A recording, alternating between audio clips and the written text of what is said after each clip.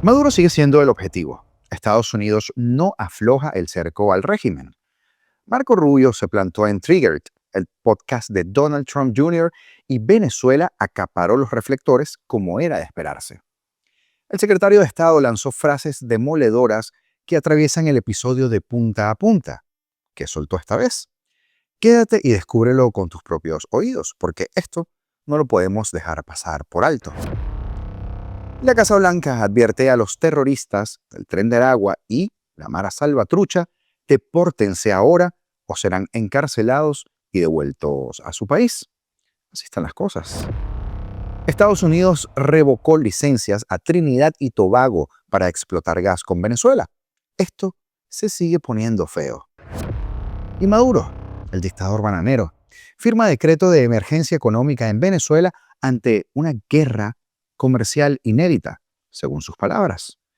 De esto y más hablamos el día de hoy. Comenzamos. Durante su podcast Triggered, Donald Trump Jr., el hijo del presidente Donald Trump, conversó con el secretario de Estado de los Estados Unidos, Marco Rubio, donde acusó a Nicolás Maduro de enviar pandilleros del Tren de Aragua a este país, entre otras tantas cosas. Es sacado directamente del libro de jugadas de Fidel Castro, precisó Marco Rubio, durante su intervención, quien no ha tenido reparo en mantener su línea dura contra el dictador. La política en acciones, y no solo en palabras, cada día es más notoria. En la entrevista, Trump Jr. comentó que lo más importante es que Marco Rubio y su padre han dejado muy claro que bandas como el Tren de Aragua, parte del régimen narcoterrorista de Maduro, han influido en la violencia contra ciudadanos estadounidenses y han cometido asesinatos, así también como contra el pueblo venezolano. A su juicio, esto no es solo un problema extranjero, es estadounidense y está justo en nuestro patio trasero. Matiz que no es menos importante. Y ha hecho una particular pausa en hablar de la doctrina Monroe, América para los americanos, algo que no muchos estaban de acuerdo con nosotros cuando lo expusimos mucho antes de la toma de posesión de Trump, pero que se ha ido afianzando como parte de su política. Y para muestra un botón, ¿quiénes lo dicen? Bueno, señor secretario, ¿podría hablar sobre el impacto de su liderazgo exitoso y lo que parece ser un giro más amplio hacia el hemisferio occidental? Hemos visto comparaciones con la doctrina Monroe. ¿Puede hablar sobre las oportunidades para sacudir los cimientos del comunismo en el hemisferio occidental y construir alianzas americanas fuertes y duraderas en nuestro patio trasero, ya sea con, Bukele en El Salvador, Milei en Argentina, María Corina Machado en Venezuela, con suerte, eventualmente, y quizás otros? ¿Cómo se ve? Todo eso para usted. Sí. Bueno, la base es que Estados Unidos quiere ser amigo de nuestros amigos, ¿verdad? Así que durante mucho tiempo, si eras un aliado estadounidense o proamericano en la región, te ignorábamos y en algunos casos te tratábamos mal. Pero si eras un irritante como Nicaragua o Cuba o Venezuela, entonces hacíamos acuerdos contigo para complacerte. Así que hicimos acuerdos con las personas que nos odiaban y descuidamos o a veces hostigamos a los países que eran proamericanos. Así que revertimos todo eso. ¿Y tú? Y mira, tal vez me falte mencionar algún país aquí, pero hablas de lugares como Guyana, Argentina, Paraguay, Costa Rica. Sabes, el presidente de Panamá es muy proamericano, lo que significa, ya sabes, que quiere ser nuestro aliado y nuestro socio. El Salvador, la República Dominicana. Así que hemos hecho acercarnos a países con gobiernos y líderes alineados con Estados Unidos en temas regionales e internacionales. Hay beneficios en ser amigos de América. Al mismo tiempo nos permite definir claramente los países que tienen gobiernos que son enemigos de Estados Unidos. Por lo tanto, preguntó a Rubio, ¿qué más necesita la gente entender sobre la profundidad de este problema? Porque no se trata solo de que se deshicieran de un par de personas. Creo que más importante, como tú y mi padre han dejado muy claro, las pandillas. Parte del régimen narcoterrorista de Maduro que ha influido en la violencia contra ciudadanos estadounidenses, asesinatos, así como contra el pueblo venezolano. Esto no es solo un problema extranjero, es un problema estadounidense y está justo en nuestro patio trasero. ¿Sabes qué más necesitan entender las personas sobre cuán profundo realmente llega esto? Porque, ¿sabes? Esto no es solo, oye, se deshicieron de un par de personas. Quiero decir, esto me parece como una operación seria diseñada para realmente socavar y dañar a América a nivel básico. Sí, no hay duda que se usó como herramienta contra nosotros. La migración masiva ha sido usada como arma contra América. Creo que pasen los años, pasen los meses, aprendamos más sobre esto, habrá pruebas de eso. No hay duda de que fue un esfuerzo concertado entre otras cosas. Ya había mucha gente queriendo venir por muchas razones. Además, creo que hubo un esfuerzo concertado para empujar a la gente hacia los Estados Unidos. No es algo sin precedentes. ¿Sabes? En 1980, Fidel Castro abrió sus instituciones mentales, abrió sus cárceles y básicamente inundó a los Estados Unidos, con criminales de Cuba y pagamos un precio extraordinario por ello. Así que no es algo sin precedentes. En el caso de Tren de la Agua, esa era una pandilla carcelaria dentro de Venezuela. El régimen venezolano los expulsó del país, sabiendo que muchos de ellos alteraron todo tipo de países vecinos en la región, pero finalmente se dirigieron hacia aquí, a los Estados Unidos. Y vimos que esa tendencia probablemente comenzó, ya sabes, en enero de 2023. Empezamos a ver un aumento en la llegada de personas. Fueron en realidad los venezolanos quienes me estaban diciendo esto. Personas en el país decían, mira, estas personas que están llegando ahora son miembros de pandillas. ¿Sabes? Y al principio piensas, bueno, ¿cómo lo sabes?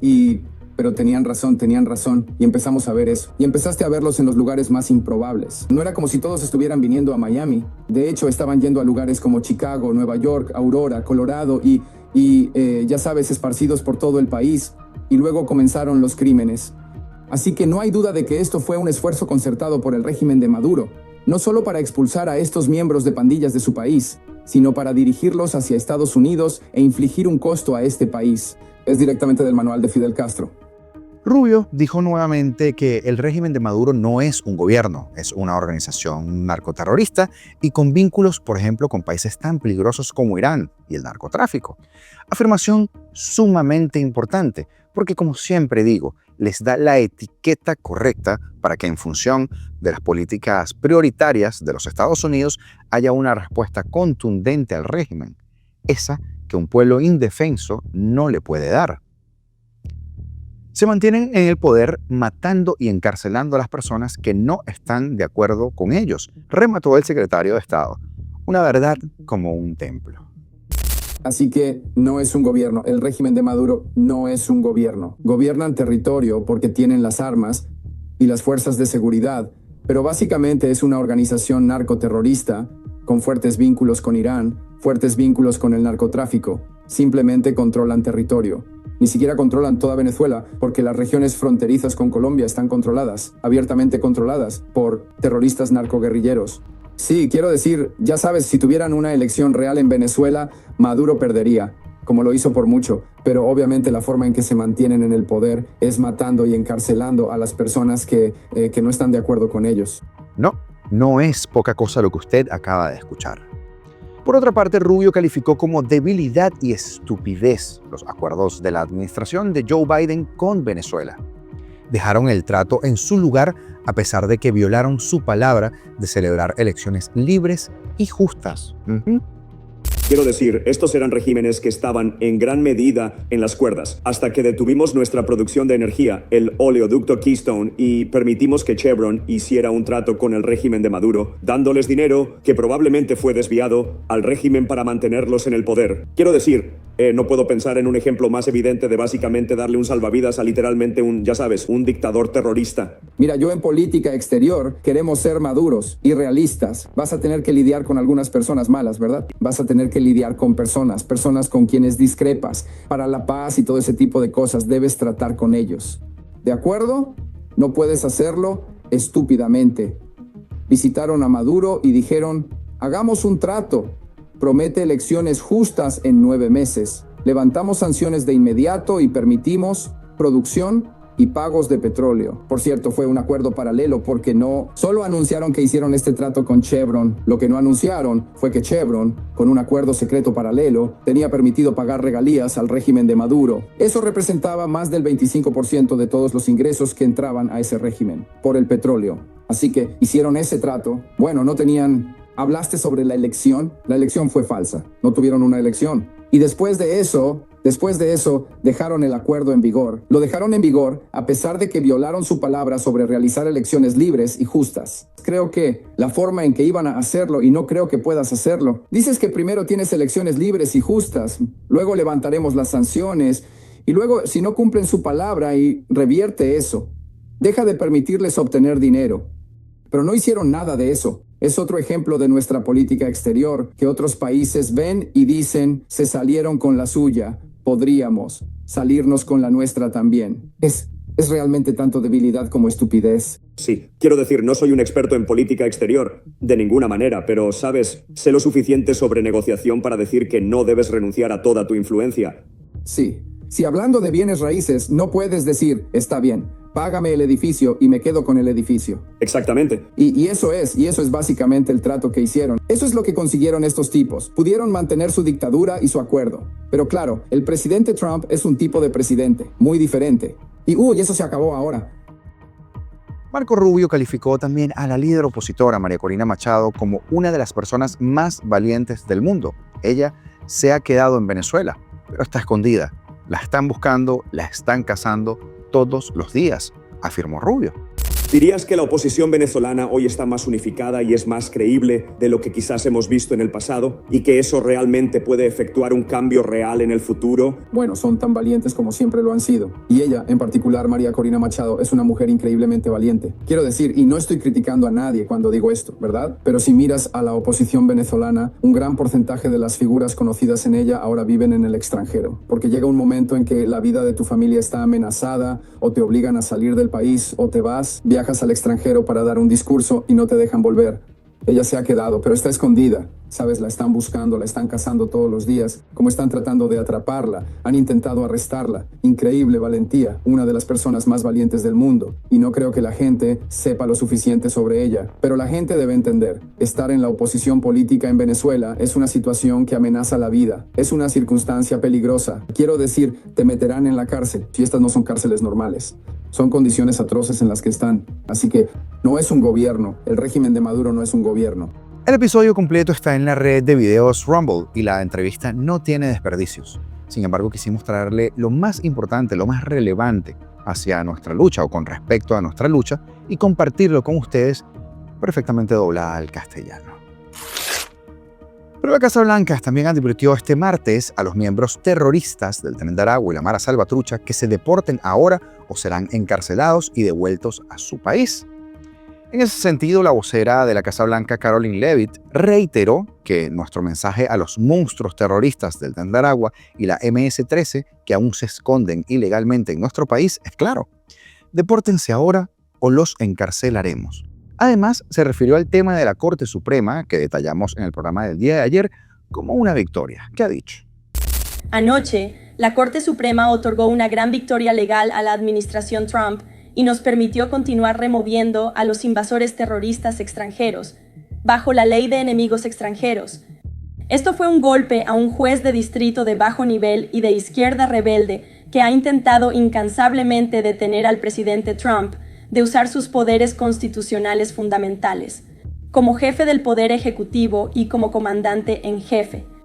El tribunal más alto del país dejó claro que el presidente de los Estados Unidos tiene el poder de proteger nuestra patria y remover por la fuerza a los terroristas extranjeros, que representan una grave amenaza para las familias y comunidades. Gracias a la Corte Suprema por defender el Estado de Derecho y proteger la Constitución.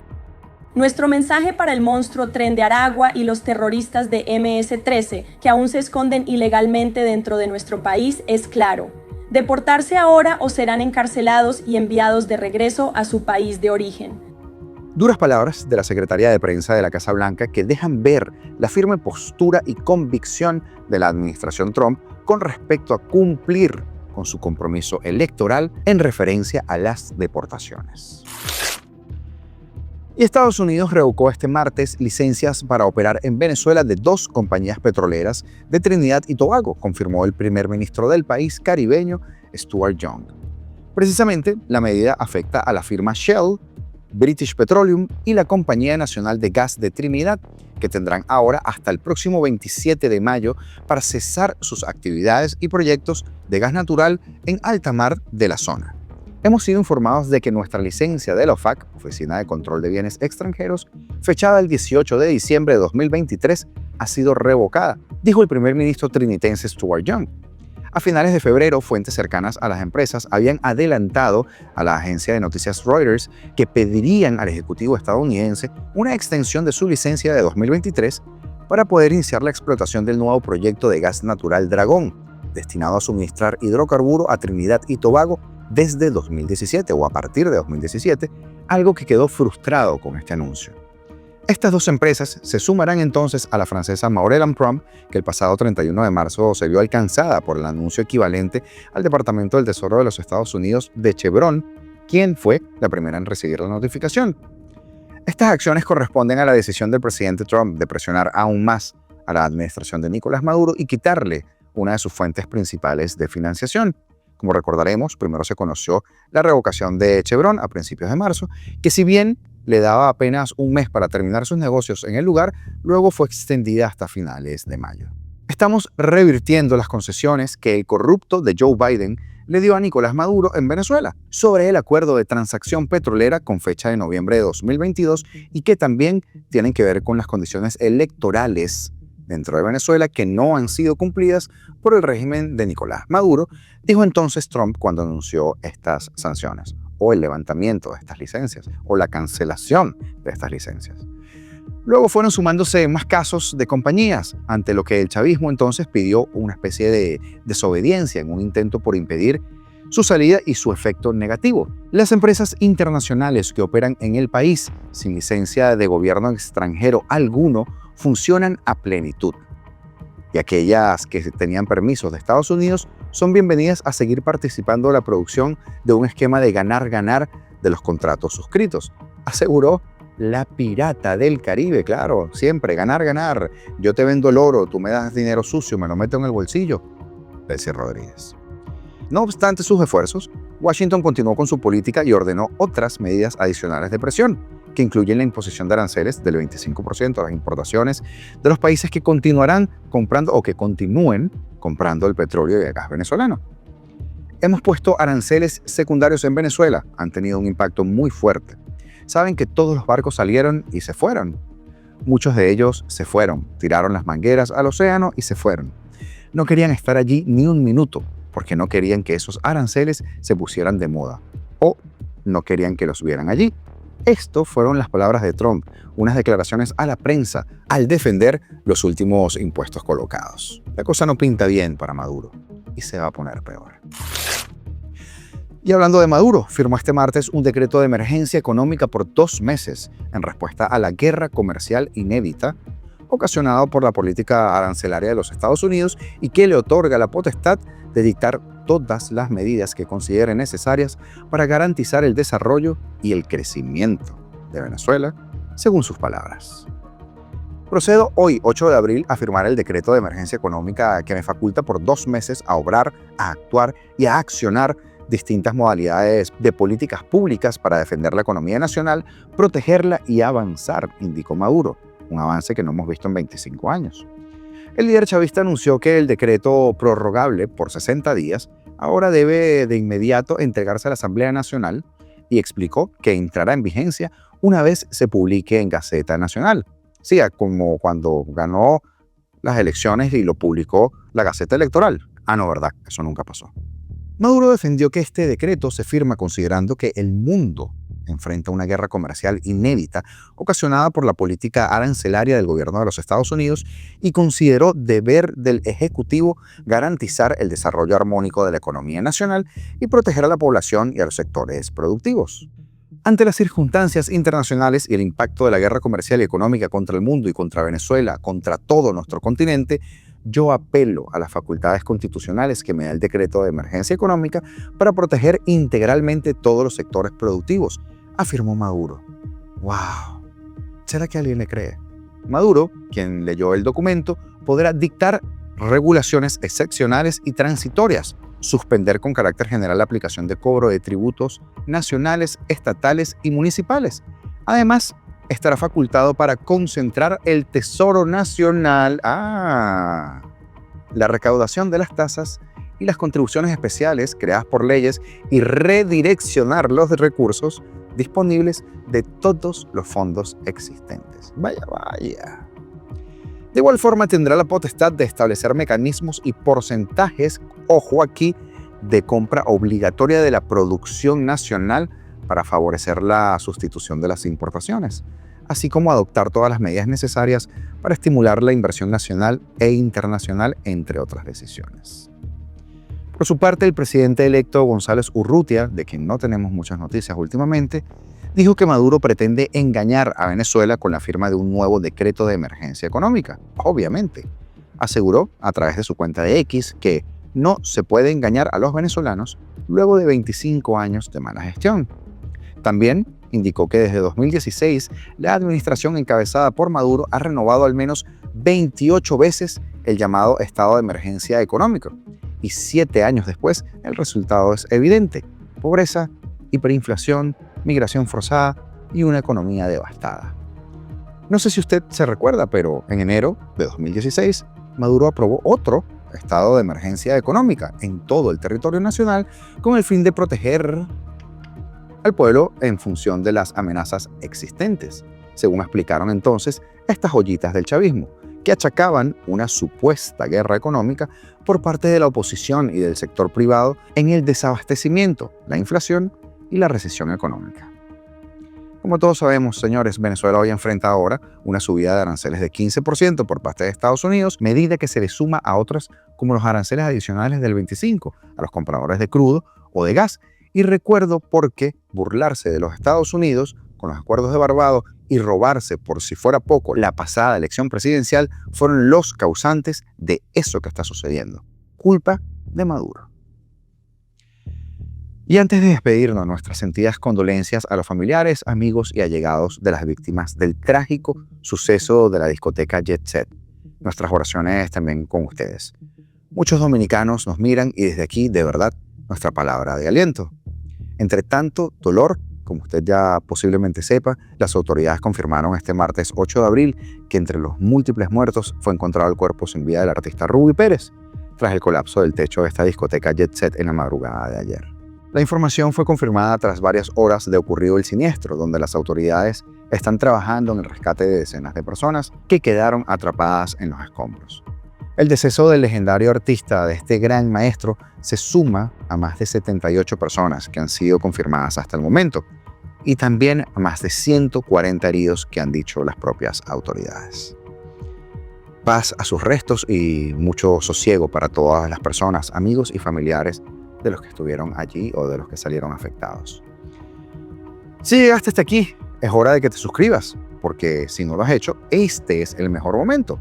Así que te lo pedimos, suscríbete, comenta, comparte, dale like a todos nuestros videos, porque es la forma en que este programa, en que este proyecto pueda ser más grande y podamos llegar a muchísimas más personas, porque juntos somos más fuertes. Y mientras más fuertes seamos, más fácil será que nos escuchen. Libertad o nada, será hasta mañana. Esto es